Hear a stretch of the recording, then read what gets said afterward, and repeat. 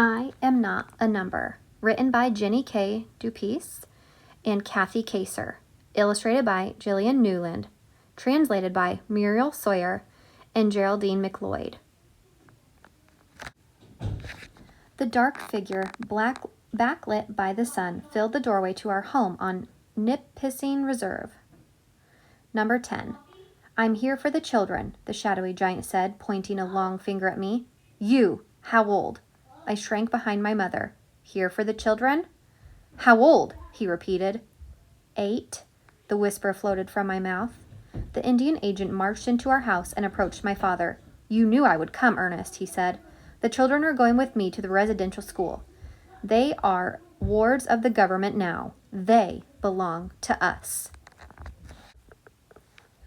Not Irene. She needs to be with her family. My mother wrapped her arms around me. I won't let you take her. The man shrugged. Give me all 3 or you'll be fined or sent to jail. We have no choice, Marianne, my father replied, sounding defeated. It was only a matter of time before they came for the children. Fear rose inside me, filling my throat. My brothers George and Ephraim stood with their heads bowed low.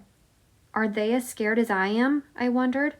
My other brothers and sisters, those too old and too young to be taken, huddled together, watching. My father pulled my 2 brothers and me into a semicircle before him. This man will take you to live in a school far from here, he said in his soft, calm voice. We don't want to let you go, but it's the law. We have to. But why are you letting him take us? I cried, pulling away. Father's hands trembled and tears pooled in his eyes. My loving father, chief of the community, strong and wise, turned away without answering. Hurry up! The Indian agent was becoming impatient. My mother gathered food into 3 small packets, something for their journey, she explained as the Indian agent tapped his watch. Mom, I asked, are you coming with us? She shook her head. But who will look after me? I cried. There will be teachers and nuns, my mother said. You will learn many things at this school. Something in her voice, a quiver, a hesitation, made me doubt that this was true. My dread turned to panic. I don't want to leave you, I whispered. My mother pulled me up against her, and I buried my face in the folds of her dress, pressing her tighter until there was no air between us. I couldn't let go. The Indian agent opened the door and motioned for us to come. Mom pried my arms from around her back and kissed the top of my head. I grabbed the back of George's jacket and stumbled after him as he stepped toward the door. At least I had my brothers with me. I made a silent vow that we would stay together. As we walked into the sunlight toward the waiting bus, my mother ran forward. Look after each other, she cried. Never forget home or our ways. Never forget us. Never forget who you are. I turned one last time and gazed at her through blurry tears. How could I possibly forget my parents? How could I forget who I was? But then, how could I possibly guess what awaited me at the residential school? Girls, follow me. Boys, you will be going to a separate building. A tall nun named Sister Mary stood at the entrance of the imposing brick building. My heart sank into my stomach as the boys were led away. No chance for goodbyes. The tiny spark of safety I had felt in being with my brothers flickered and died. I turned back to face Sister Mary, feeling more alone than ever. My name is Irene Cucci, I told her. My voice was small, but I held my head high and clasped my hands together so that no one could see they were shaking. Sister Mary's eyes narrowed to slits. We don't use names here. All students are known by numbers. You are 759. I am not a number. I am Irene Cucci, daughter of Ernest and Mary Ann Cucci. I will never forget who I am. I was hurried to the showers with the other girls who had arrived with me. We stood in a group as icy water pricked our bodies. Sister Mary hovered over us. Make sure to scrub all the brown off. She must like lighter-skinned girls better, someone next to me whispered. I stared at my dark arms while Sister Mary scrubbed them with foul-smelling soap. After I was dry, she handed me a plain gray dress, knitted stockings, and a pair of black leather shoes. Dressed in my new uniform, I was taken to a small room and ordered to sit on a low stool. The worst was still to come. Sister Mary wrapped a cape around my neck. Now, let's get rid of that hair. Sit up straight, she ordered. Her scissors chewed through my long black hair, and I watched my locks fall in a pool around me. This meant much more to me than a haircut, though I could never explain that to Sister Mary. Back home, long hair was a source of pride. We cut it when we lost a loved one. Now it felt as if part of me was dying with every strand that fell. Several days later, I sat with the other girls at a long wooden table staring at the bowl of porridge in front of me. It was gray and lumpy and looked like the plaster my father had once used to fill some cracks in our wall. Next to the porridge was a piece of stale white bread. I thought of my mom's freshly baked loaves and homemade strawberry rhubarb jam. Back home, we never had much, but we were never hungry. Here, my stomach gurgled, calling out for food. "Eat," Sister Mary's stern voice cut into my thoughts. I forced some bitter, gritty mush down my throat. The smell nearly made me gag, but I remembered the warnings of the other girls. If you don't eat your meal at breakfast, they will serve it to you for lunch, and if you throw it up, you will have to eat the vomit. I raised spoonful after spoonful to my mouth and willed myself to keep it down. "I'm so hungry," the girl opposite of me groaned. I broke off a piece of the bread and leaned across the table. "Here," I said, "I don't want this." She smiled and reached for it gratefully. "Thank you." "You're welcome," I said back. I didn't see Sister Mary until she was almost on top of me. Thwack! A big wooden spoon came down hard across my shoulders. I yelped in pain. "That's the devil's language," she shouted. "We don't speak it here." She grabbed my arm and hauled me up the stairs. Sister Mary's strides were long and fast, and I stumbled behind her, trying not to fall. I had seen other girls pulled along like this. Lessons. That's what the sisters called it when one of us needed reminding about the rules. I was terrified of what awaited me in the room at the end of the hallway. Sister Mary shoved me into a chair and turned away to fill a bedpan with hot coals from the stove. "Show me your hands," she said. "Please don't hurt me," I whispered. "Show me," she demanded. There was no escape. Slowly, I extended my arms straight out as Sister Mary lowered the hot bedpan onto my skin. I wanted to scream. Instead, I dug my teeth into my lower lip and squeezed my eyes shut as tightly as I could, counting the seconds until the sister lifted the pan. "That'll teach you to speak English here. You should be ashamed of yourself." With that, she walked away. I blew gently on the red welts that had bloomed down my arms. Ashamed? I wasn't ashamed of my language. I was proud of it. But everything I knew and loved about who I was and where I had come from was slowly being taken away. Mother's last words, "Never forget who you are," rang in my ears. "I'm Irene Cucci. I'm trying to remember," I whispered as tears streamed down my face. A couple of weeks later, I was in the chapel for early mass as I was every morning and twice on Sundays.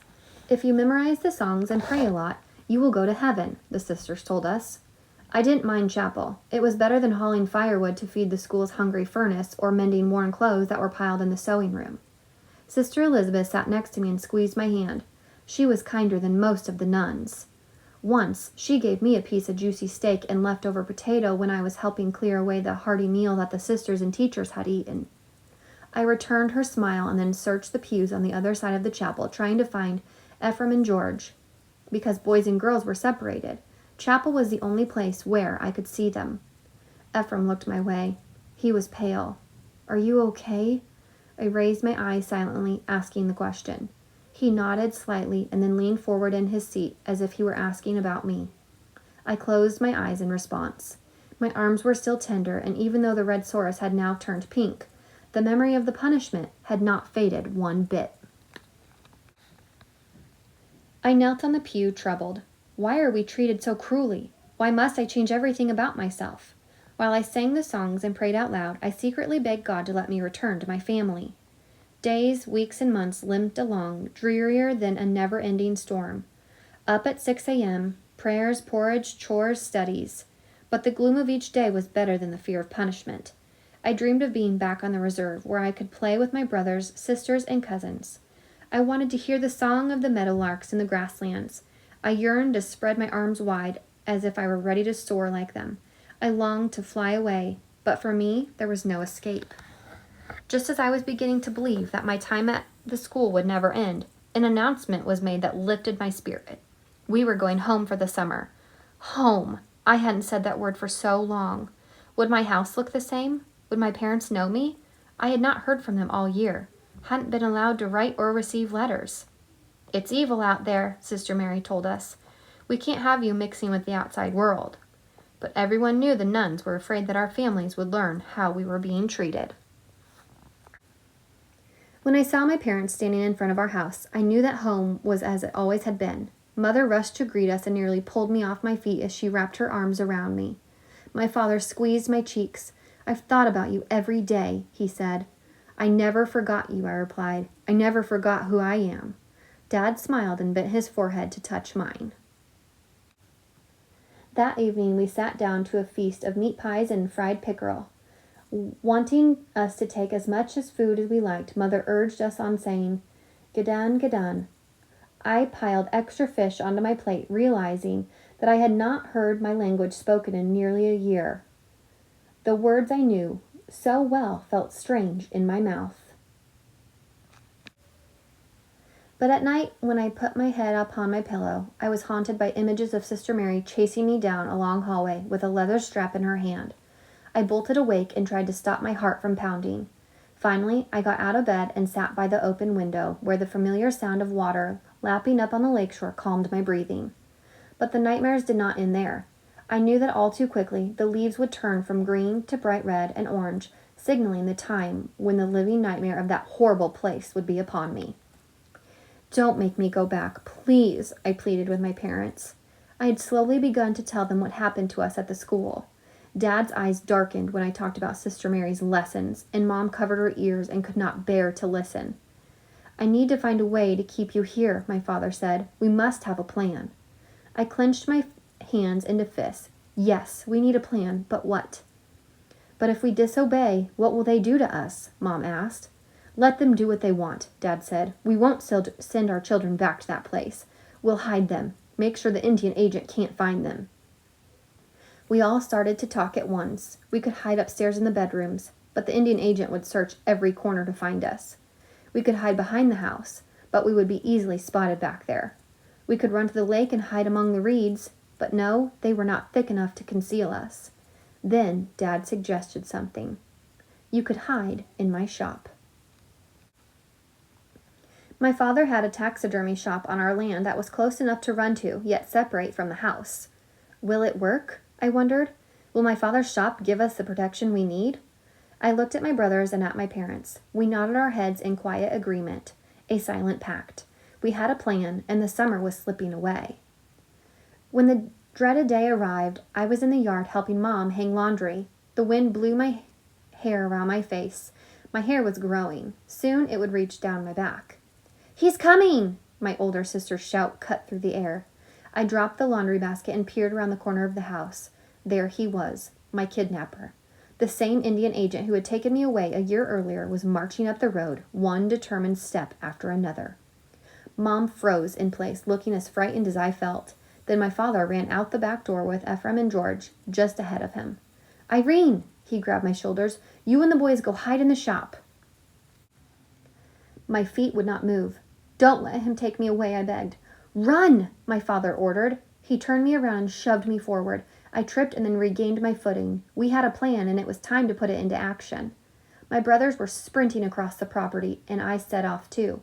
We ran for our lives until we reached the shop, pushed the door open, and tumbled inside. "Hide!" I shouted. We dove behind some large crates, settling in where we wouldn't be seen. From where I hid, I could see through a window to the outside. Before long, I spied the Indian agent striding up the path with my father close behind. I placed my finger across my lips to warn George and Ephraim to be quiet. Then the door creaked open. "I know you're in here." I remembered the voice of the Indian agent. Sweat trickled down my back. "I sent the children to stay with my family farther north." It was my father's voice. "Don't know when they'll be back." I moved my head ever so slightly to try and see what was happening. The Indian agent, feet apart, arms crossed, was staring at my father. "You better not be lying, Ernest," he snarled. "You'll be in a lot of trouble if you don't send your kids back to the school." Then my loving father, chief of the community, strong and wise, raised himself up to his full height. "Do whatever you want," he replied in a voice that was low and even. "Call the police. Have me arrested. You will never take my children away again." Seconds that felt like forever passed. My father stared at the Indian agent, and the agent glared back at him. I held my breath. Would the agent leave? Would we be discovered? I glanced over at Ephraim and George. Their eyes had grown wider than full moons. A lifetime, an eternity. Then, without another word, the Indian agent turned and left the shop. For a while, no one moved, uncertain that the danger had passed. But when my father slowly turned and stretched his arms wide, the three of us tumbled from our hiding places and flung ourselves into his embrace. I was laughing and crying at the same time and shaking from head to toe. We were safe. I was Irene Cucci, daughter of Ernest and Marianne Cucci, and I was home.